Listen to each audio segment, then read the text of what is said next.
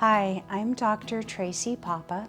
I'm a maternal fetal medicine specialist in Fort Worth, Texas. This last week, on June 24th, the Supreme Court of the United States overturned Roe versus Wade. This case, which was enacted almost 50 years ago, protected abortion rights for women.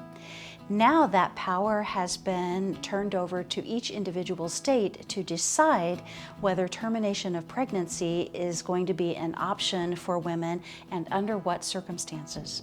Here in my home state of Texas, access to abortion has been restricted for some time, and with this new Supreme Court decision, there are almost no circumstances under which a termination of pregnancy can be performed here. Not only can I be prosecuted for participating or performing a termination of pregnancy, either medically or surgically, but I can be prosecuted for even discussing where someone might be able to go, for instance, a neighboring state, if they desire termination of pregnancy, because that can be construed as aiding and abetting an abortion. And as providers, we can be sued not just by the patient or someone related to her, but by any private citizen for even having this discussion. So not only are we not able to provide complete health care for women, but shutting down the conversation or discussion of their healthcare options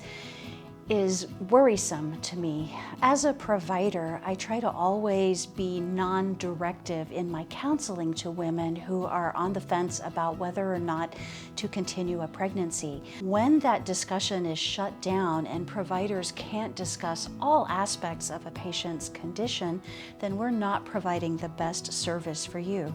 The Supreme Court decision is going to have far-reaching consequences, and I'm afraid is going to disproportionately affect women of color and women in poverty. Families in poverty are more likely to now stay in poverty. Having been a healthcare provider for more than half my life now, I can assure you that the decision to terminate a pregnancy is not an easy one, and no one in my experience arrives at that decision lightly or frivolously. It's after much careful consideration and anguish in one of the most painful periods of a person's life. So, although we can't have this discussion anymore in the doctor's office in Texas and many other states, I encourage you to talk about it with each other. No matter which side of this issue you're on, we need to be talking to each other and supporting each other and listening to each other and sharing our opinions with our neighborhoods, our faith communities, and our legislators. Meanwhile, if you have questions or concerns, leave a comment or send a message to me. And just remember, if we stick together and remember that we're all more alike than we are different, we've got this.